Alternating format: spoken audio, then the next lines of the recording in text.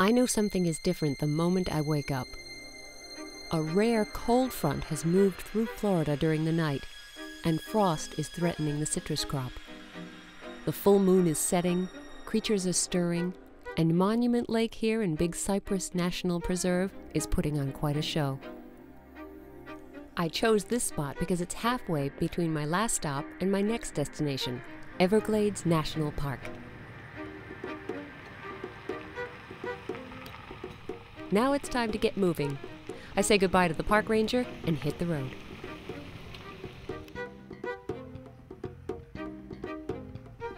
The Florida Everglades are world famous. I'm really looking forward to seeing some wildlife up close. In the late 1800s, a pound of the great blue heron's feathers was selling for twice the price of gold. The birds were hunted to near extinction, but thanks to conservation, they're making a great comeback. This female anhinga has one driving concern: providing for the next generation. Her babies make sure that Mama knows they're hungry. This wood stork uses his feet to prod the bottom of a stream, hoping to flush out a tasty treat. He's rewarded for his patience with a dinner of fresh fish. Looks like some of his neighbors are getting a little jealous. This white ibis would be happy with a crayfish or perhaps a frog. But some creatures have larger appetites. Alligators aren't fussy eaters. Turtles, snakes, raccoons, deer, even other alligators can wind up on their menu.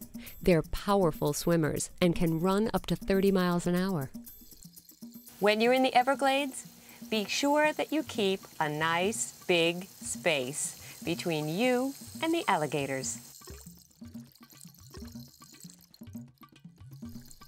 Not every animal out here could be described as lovely or well-mannered.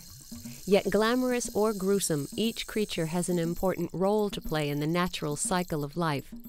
They may not win our affection, but they deserve our respect. My day in the Everglades ends with a picture-perfect sunset. But the weather down here can change without warning. The National Weather Service in Miami has issued a severe thunderstorm warning. These storms have the capability of producing wind gusts up to 40 miles an hour along with small hail, very heavy rainfall of 1 to 2 inches per hour, and frequent lightning. I'm staying on Okeechobee Island, just outside of Everglades City, when the storm hits. Fortunately, it's safe and dry inside my travel trailer, so I'm not worried at all. I'm just a little nervous. It's very loud and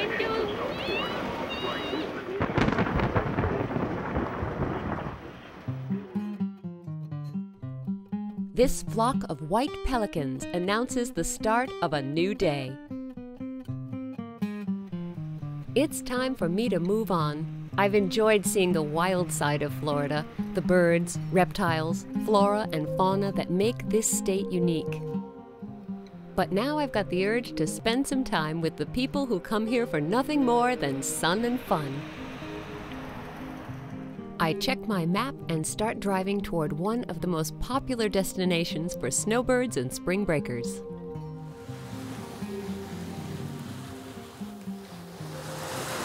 Fort Myers Beach is a great place to relax, go for a swim, take a walk, or ride your bike. One of the great things about Fort Myers Beach is, well, you never know who's going to drop in for the party. This aerial daredevil is Chad, who calls himself the Barefoot Psychotic Skydiver, and this is his 777th skydive. He's greeted by a flock of well-wishers. Chad's proud of what he's just done and loves the place that he calls home. Fort Myers Beach rocks! It certainly does, and when the sun sets, things really start cooking. I head downtown to check out the scene.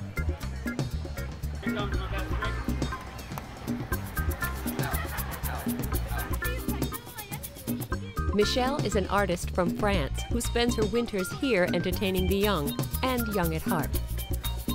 I want to stay up all night and talk to people, but I know I've got to get an early start.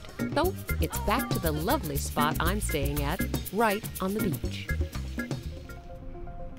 Early the next morning, I'm heading east to Fort Lauderdale to rendezvous with other Airstream owners. I'm looking forward to more excitement and adventure.